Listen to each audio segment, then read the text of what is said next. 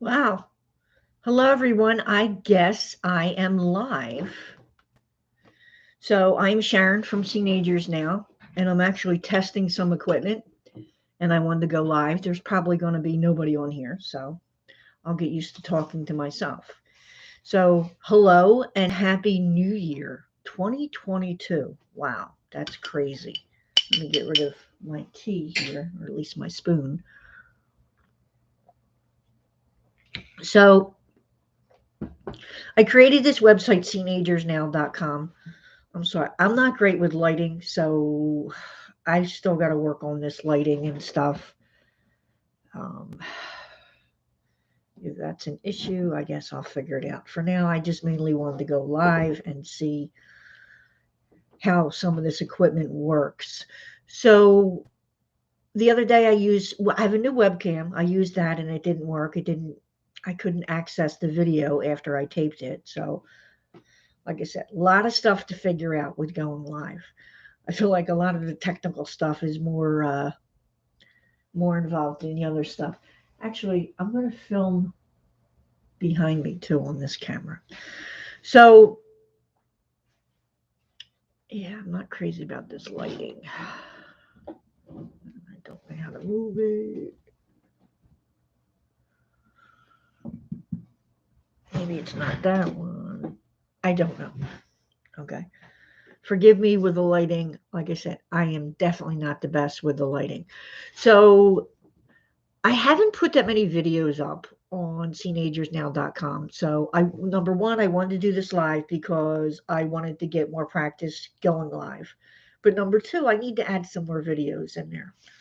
Um, the blog is supposed to be for travel videos in our little camper. Um, and that's the YouTube channel that we use the most, is that cargo on cargo conversion building camp.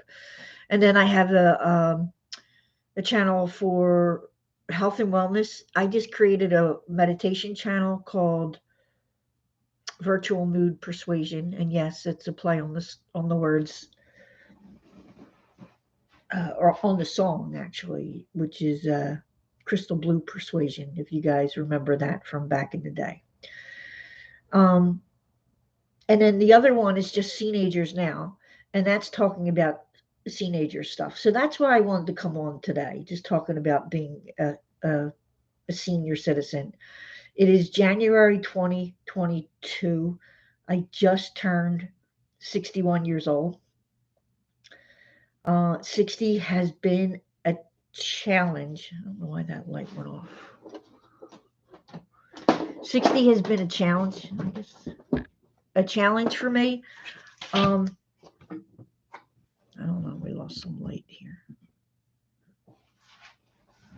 Hang on one second.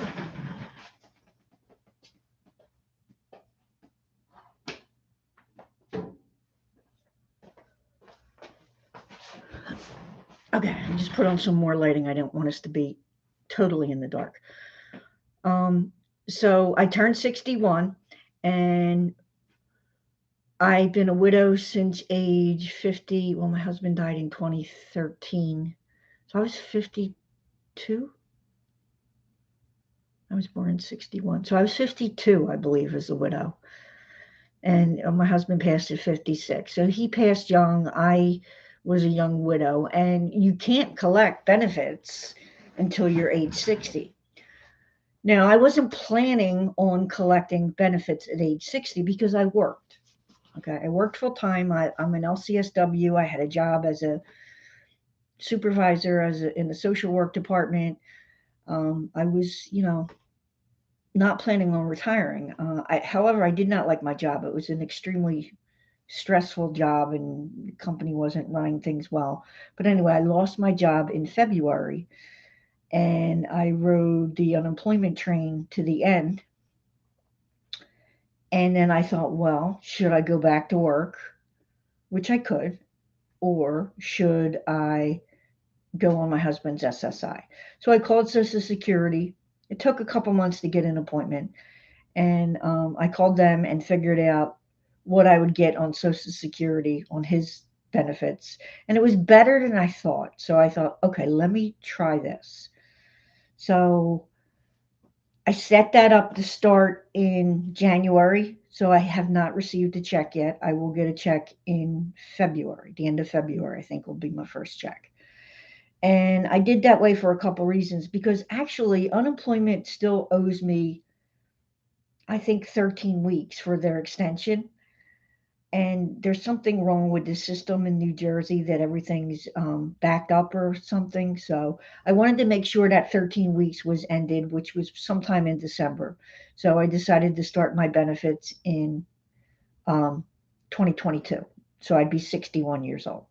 And like I said, I was eligible at age 60 to get these benefits. So this is new. This is new that I'm going to be getting these benefits. I think there's a fear that comes with it. You know, it's obviously it's less than what I was making. So I worry if I'm going to have enough money. And I think I keep getting stuck with another thing, which is I don't, I feel like retirement should have been something that I planned. And, you know, it was like an event and a celebration, like, oh, she's retiring and there's a big party and pomp and circumstance, like a wedding event, a rite of passage. So when it comes on kind of suddenly and you're not really planning it, I think it threw me for a loop. And I'm sure I'm not the only one that has come on suddenly because a lot of people, due to health issues or whatever, it'll come on suddenly. So I'm adjusting to that. I had a lot of sleep issues in the beginning. Sometimes I still will want to stay up all night long. Now I do love not working. I will admit that, but I do worry about finances, and every now and then I do get a feeling of, especially if I hear from other colleagues or something, I feel like I'm not contributing, and I think a lot of my sense of worth came from working. Now let me go back to that for a minute. So if you're collecting SSI, you can get some benefits.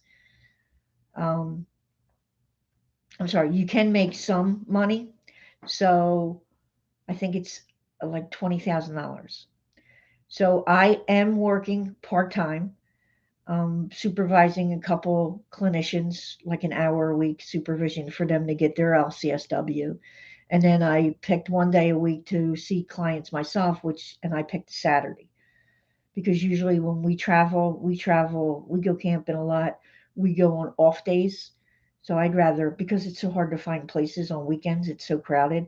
And I don't really like going when all the crowds are there. So we prefer to camp like during the week. So I thought, great, I'll pick a Saturday to work. And a lot of clients seem to like that because, you know, they're working, so they can't find too many, you know, therapists that have Saturday hours, so they like that. So I had no problem filling up my schedule. So I am working, and we'll see how it goes. The problem with working is you can really only make $20,000, and if you make over that, you get taxed differently. So I kind of really have to be mindful of where my income is falling. So I'm a little stressed out about that. It's just anytime there's something new to navigate. I'm not saying it's bad, but it's just new and I have to learn a lot of it. The whole Social Security system, I really don't know anything about. And that's a lot of the reason that I created this Teenagers Now blog and YouTube channel to begin with, is because I know if I'm having a hard time navigating this system, other people are too. So I thought, you know, let's, you know, get in this together and figure out how to navigate this system, and not just the system but what we're feeling. It can be great feeling sometimes, but other times you can kind of feel like, I don't know, like you don't belong or whatever. I noticed lately, one thing I'm surprised about is I see so many older people, and now I realize I'm one of them. And that is like, wow. It seems like it happened really, really quickly. And I know I clown around and I write about some of that in my blogs about happening so quickly. Um, but it does. Time flies. So this past year, at age 60 has been probably one of my most difficult years as far as health. And not that I have any major health issues because I don't, but I think being stressed out of losing my job and, my job was terminated, so that was stressful. And I just didn't feel right either. So I think, um, let me go back. So because I am 60 and early retired, I do not have any health insurance. I'm paying for my own. So I don't know how good it is. We'll see. It's the government supplements it. I think I went on getcovered.com. So I get it at a discounted rate because of my lower income. But I'm not sure how great the health benefits are. So I worry about that. So I did go to the doctors in November and, got kind of like a full workup and everything. Some tests I needed to get done and didn't. But um, the doctor called me back the next or after I had blood work done, and my blood sugar numbers are not good. So I go back to the doctor in a couple weeks, and I think at that time they're going to decide if lifestyle changes have helped these numbers or if I need to go on something like metformin. So I hate to say the D word, diabetes. I usually just say big D. But you know, with everything I've read up about it, and I will admit I was extremely ignorant to all the symptoms of diabetes and everything. A lot of the symptoms of what's going on with me could be diabetes. These glasses are new. I just picked them up yesterday. All of a sudden, a couple weeks ago, about a month ago, I just can't see out of this left eye. So here I do have a cataract in that left eye. Of course, it's not ripe enough for surgery, so insurance won't pay for it. So they gave me, glasses that help my vision a little bit with that, and they do improve it. These are progressives, and I do need to get used to that. So that was unexpected. That was $500 on glasses, and then tomorrow, and I don't, that's not covered under my insurance. And then tomorrow, I'm getting going to the dentist, all my top teeth are coming out and I'm getting a plate. That is another thing that I believe is related to diabetes. It's not my teeth, it's my gums. My gums feel like they're sore, they feel like they keep getting infected, and I think that's related to diabetes. So not looking forward to having dentures, but I am looking forward to, I think I keep getting these mild to moderate infections in my gums, and I think it'll be way better when they are out. So I'll just get used to dentures. But again, another thing linked to probably diabetes. And I never thought about diabetes when I was younger. And our house, believe me, we were addicted to Pepsi like there was no tomorrow. My husband was, I think we buried him with a Pepsi can. I mean, he loved his Pepsi. So we were big Pepsi drinkers. Um, I finally went on some low sugar, like, the sugar substitutes, sweets and stuff a couple years ago, maybe 10 years ago, when I started some weight gain and wanted to lose some weight. And I got used to like Diet Coke and stuff. Now I'm trying not to even do that. This is green tea with honey, and trying to stay away from soda. And I bought I think it's Crystal Light. So it's just water because I'm not a big water drinker, and I just put a few drops in there, and it's very tasty. So I'm trying to get used to that. So these are all lifestyle changes. And look, it's not just me. I know you're probably going through the same thing. It's like, wow, it happened quick. I thought I was going to be young forever, and here I am trying to, I guess, what's the word? Not mitigate, but trying to lessen some of the damage I've done throughout my life. Oh, also, I was a smoker. And I wasn't just a smoker. I started smoking when I was 18, and I smoked my entire life, okay, until October, I quit. So right after I went to the doctor, she's like, "You really got to quit smoking." And it's not that I never quit before. I have, but I always went back. And one of the things, I think I did quit for 2 years before, but I chewed nicotine gum or mints, usually the gum. So one thing I also learned was that nicotine gum is probably increases your blood pressure and could contribute to diabetes.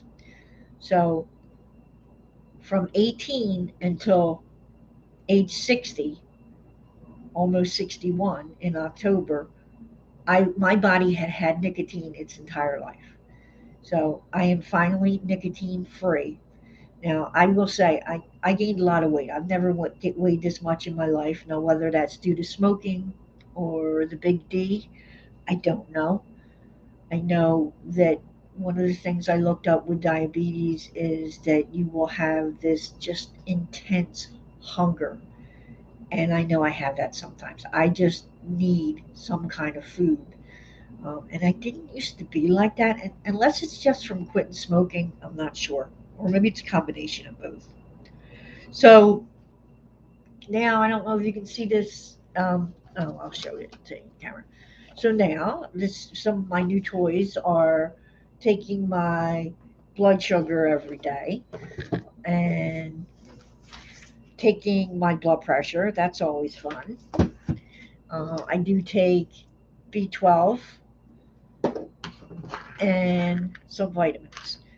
So it's all a new way of life. And I was one of those people that thought I was going to be young forever. And obviously, that's pretty foolish. So, along with that, um, I want to talk about something else. So, I am raising my grandkids. I've been raising them